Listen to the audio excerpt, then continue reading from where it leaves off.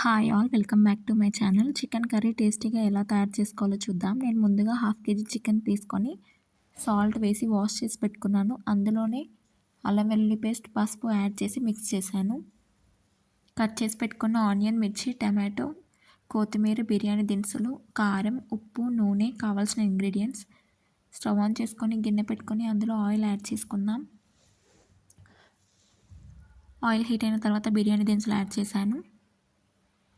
తర్వాత మనం కట్ చేసి పెట్టుకున్న ఆనియన్, మిర్చి యాడ్ చేస్తున్నాను. ఆనియన్, మిర్చి మంచిగా ఫ్రై అవ్వాలి. నెక్స్ట్ అందులో 1 టేబుల్ స్పూన్ ఆఫ్ అల్లం వెల్లుల్లి పేస్ట్ యాడ్ చేస్తున్నాను.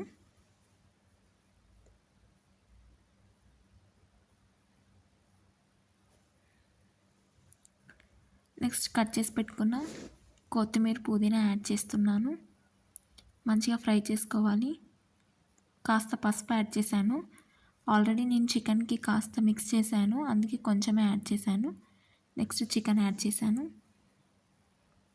మంచిగా మిక్స్ చేసుకుందాం. లిడ్ క్లోజ్ చేసి కుక్ చేసుకుందాం. ఒక 2 మినిట్స్ కుక్ చేశాను. కలుపుకుందాం మధ్యలో. కట్ చేసి పెట్టుకున్న టమాటో కూడా యాడ్ చేశాను. లిడ్ క్లోజ్ చేసుకొని టమాటో సాఫ్ట్ అయ్యేంత వరకు కుక్ చేసుకుందాం. చూసారుగా టమాటో మంచిగా కుక్ అయింది. ఇప్పుడు అందులో మనం కారం యాడ్ చేసుకుందాం. నేను 2 టేబుల్ స్పూన్ వేస్తున్నాను కారం. సాల్ట్ కూడా యాడ్ చేసుకున్నాను టేస్ట్కి తగినంత.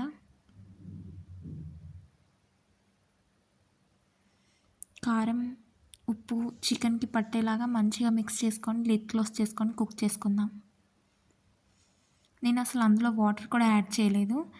మనకి చికెన్లో ఉన్న వాటర్, టమాటోలో ఉన్న వాటర్కి చికెన్ అంతా కుక్ అయిపోయింది.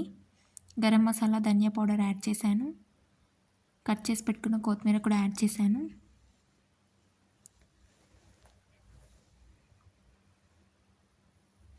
చూసారుగా ఎంతో టేస్టీ అయిన చికెన్ కర్రీ రెడీ.